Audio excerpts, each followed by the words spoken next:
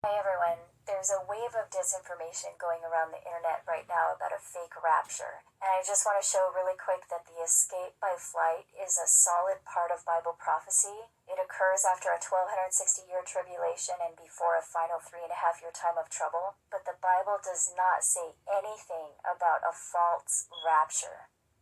So first, the word rapture is not actually in the Bible. The word rapture was used in a few medieval translations of the Bible, but we now know they mistranslated a lot of the biblical writings. Jeremiah even said they were mistranslating over 2,500 years ago. That's why the true message in the Bible was written in code. So while some people are arguing that one of the definitions of the word rapture is rape, that is true, but it has nothing to do with the biblical escape, because the word rapture is not used at all in the original biblical languages. A few of the medieval translations of the Bible used the word rapture or raptura as a translation of the Greek word harpazo, which means to seize, carry off by force, to snatch out or away, catch up or catch away. The word harpazo was used 13 times in the Bible. Matthew 11:12 uses the word harpazo when it says, "And the violent take it by force." Matthew 13:19 uses the word harpazo to say, "Then comes the wicked one and catches away that which was sown in his heart." John 6:15 uses the word harpazo when it talks about Jesus being taken by force. John 10:12 uses the word when it describes the wolf catching the sheep. John 10:28 and 29 uses the word harpazo when it says no man will be able to pluck the sheep out of the Father's hand. Acts 8:39 uses the word to describe the Spirit of the Lord catching away Philip. Acts 23:10 uses the word to describe Paul being taken by force. Paul uses the word harpazo to describe being caught up to heaven in 2 Corinthians 12 and 1 Thessalonians 4.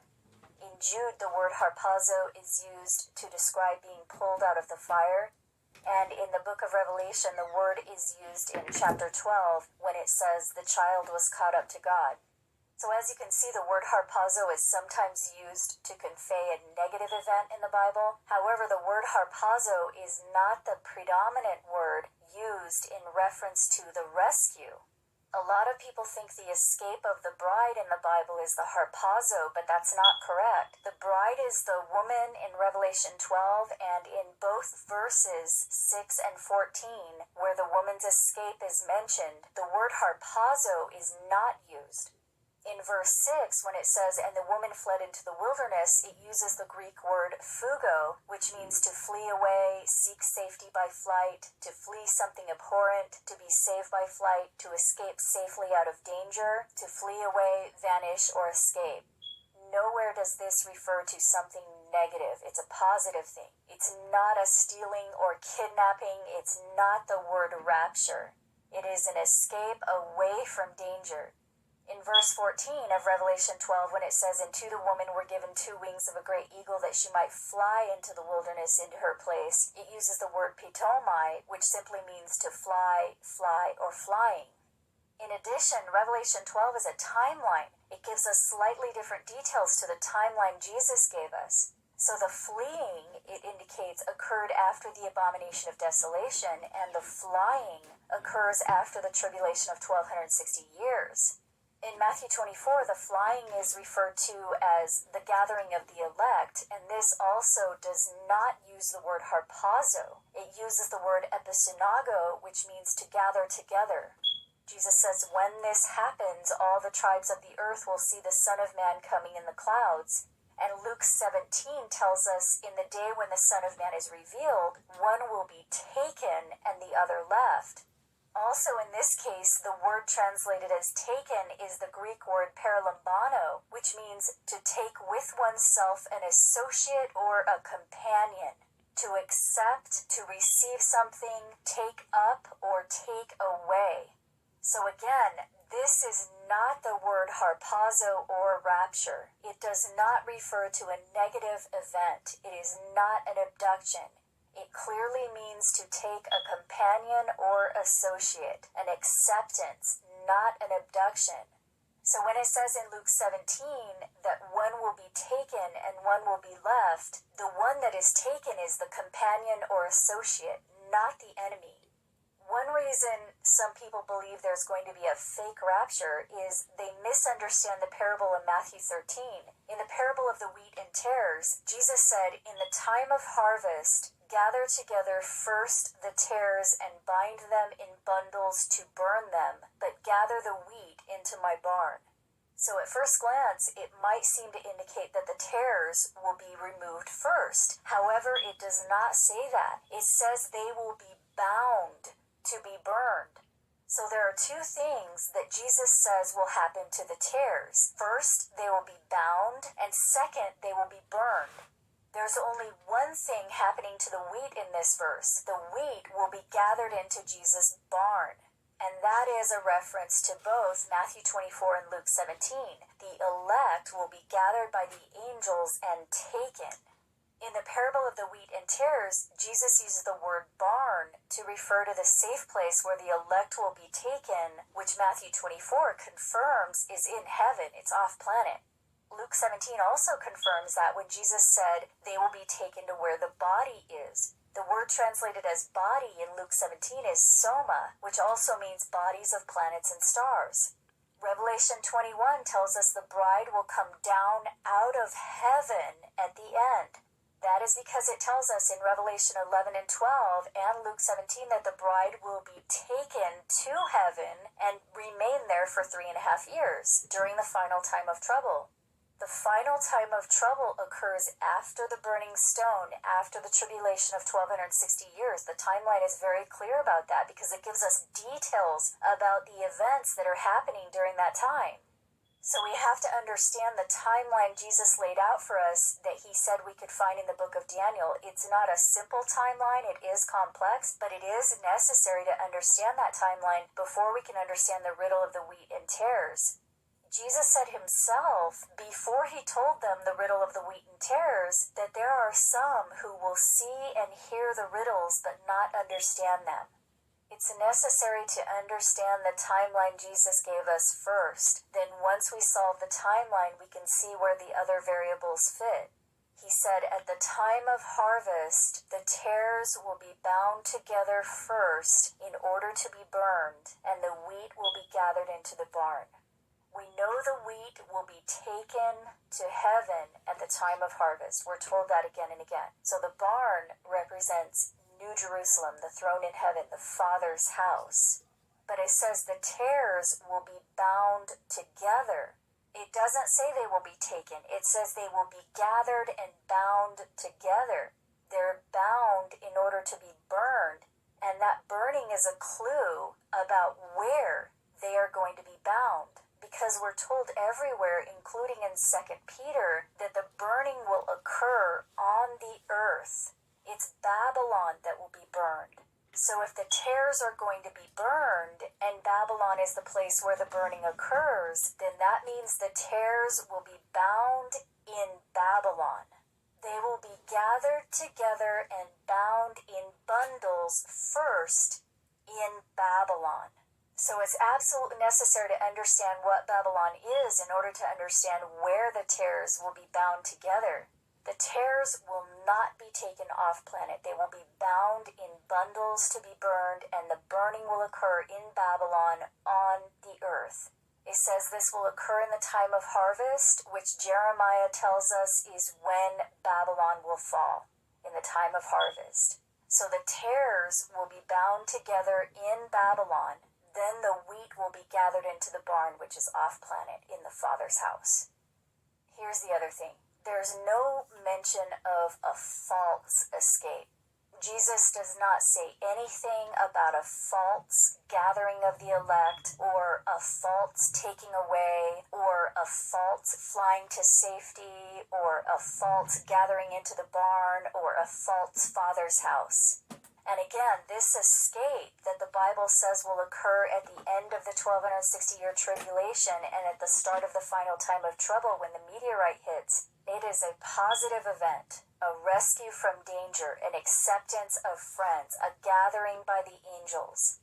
So people that recognize that the church rapture doctrine is false, they're absolutely right. But please don't throw out the most important parts of the prophecy just because the church got it wrong. That escape is a solid part of the prophecy that Jesus gave us, an extremely important part of the prophecy. And unfortunately, many people who are believing the false teaching about a fake rapture don't realize that that is actually one of the teachings of the beast. And the Bible itself tells us that. It says after the escape, during the final time of trouble, the beast will blaspheme those in heaven and the name of God. It doesn't say how exactly they will do that, but one of the possibilities is that they're going to say it was a fake rapture, or that those who were saved were abducted by aliens. Because Hollywood is already pushing that concept. In 2015, there was another television series that came out called The Whispers, which is all about an evil alien entity who is a murderer and a liar who, in the season finale, abducts certain children off the planet in an event that resembles a rapture. And that is a lie from the beast, and the Bible makes that clear. The beast is a liar and a deceiver, and all sorts of people all over the world are worshiping the beast right now. The deception at its very root, we're told, is that the beast presents itself as God, and during the final time of trouble, the beast will blaspheme the true God and the people in heaven that God rescues. And we already see that happening now. The beast's followers are already prepping the public to believe the beast's lie that there is a fake rapture coming and that those who are going to be saved are somehow bad. And that's what they're going to believe, because Jesus said there are going to be Christians and Jews and other prominent religious figures that are not going. So of course they're going to tell you that the bad people were taken and the good people left. If the leaders of the church are left behind, then of course they're going to tell you that the people that were taken were bad and that they're the good people and they were left behind, therefore it wasn't a real rapture. But the Bible prophecy is clear that that is going to be a lie. There is no fake rapture event mentioned in the Bible at all. If that was going to happen, that is a major event. It would be in the prophecy.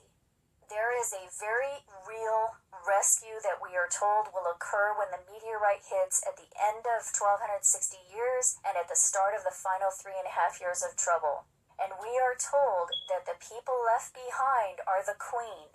They think they are not a widow. What does that mean? It means they think they're the bride of Christ. And we've already looked at this. They're worshiping the beast in Revelation 13. They are the two false witnesses. The wolves are among the sheep right now. Jesus said that. They are among the sheep. So some of the people in the churches are bride and some of them are the wolves. Some of them are the queen. So the Bible prophecy is very clear that the ones who think they have it hands down are not the ones that are going to go. So they are going to believe that lie. They're going to push that lie, and they're already pushing that lie now. It just is amazing to me. They're already pushing the lie before it hasn't even happened yet. It's not biblical. There is no fake rescue mentioned in the Bible. If the rescue happens, it's the real thing. So we should be praying to be accounted worthy to go, because it's the queen who assumes that she's not a widow, that she's married to Christ. We should be praying to be accounted worthy, not assuming that we are worthy. Okay, so there's one final thing that I wanted to mention. Some people will try to say there's no escape or rescue in Bible prophecy at all, which is totally false. They obviously are ignoring key parts of the prophecy. But I want to quickly go over another scripture that they try to use as support for their non-escape theory, and that is John 17:15. In the King James translation, Jesus says, "I pray not that thou shouldst take them out of the world, but that thou should keep them from the evil." First, the phrase "take them out of" can also be translated "raise them up by." The word translated as take is the Greek word arrow, which means to raise up, and the word translated as out of is the Greek word ek, which also means by. Second, notice the word thou is not in the original text. So Jesus was saying in John 17:15, "I pray not that they be raised up by the world, but that they be kept from the evil." That is what the original language says. The correct translation, just as it says in the original language, is that he prays they will not be raised up by the world. which makes perfect sense. He's implying here that if they're raised up by the world, they would be subjected to the evil. And we're told over and over that the Satanists rule the world right now, that the beast sits in a palace, that they put what is good for evil and what is evil for good. The Satanists sit in the highest places in this world. The beast doesn't live in some shack in the middle of nowhere. The beast lives in a lavish palace. That's what the Bible says. The evil is at the top of this world. So it makes sense that Jesus says he prays, you will not be raised up by this world, but instead will be kept from the evil. And the evil is at the top of the world. In other words, it's good if you're not succeeding or rising to the top, because that's where the evil is. He doesn't say you are evil if you rise up. He says he prays you won't rise up, because he doesn't want you to experience the evil that's at the top. So he is absolutely not saying that he prays they won't be rescued, because he says over and over again they will be rescued. For example, in John 14, don't let your heart be troubled. He says he is going to prepare a place for you in his Father's house. So that's not somewhere on the earth. That's the Father's house. It's off planet. That is the figurative barn where the wheat will be gathered together, where the elect will be taken by the angels, where the woman will fly to for 3.5 years, and where New Jerusalem will descend back down to earth from heaven as a bride after that final time of trouble. So the rescue in Bible prophecy is very real, but the Bible does not speak of a fake rapture, because there is no fake rapture. What people are calling a fake rapture is actually the blasphemy of the beast against God and against those who will be rescued by God during the final time of trouble. That's in Revelation 13. And they're actually preparing people for that blasphemy now. The prophecy says they will actually make war against God during that final 3.5 years. The kings of the earth will gather together in a place called Armageddon after the meteorite hits to fight against God, but they will fail. The deception is already in effect now. It's been working for centuries. Many Christians, Jews, and Muslims are worshiping the beast and the little horn now. So if you're still here after the meteorite hits, just remember that no matter what lies they tell you, the Elohim look like us, they're good, and they don't want or even need to dominate us. Genesis chapter 1 tells us that. Anyone who says anything different is a liar.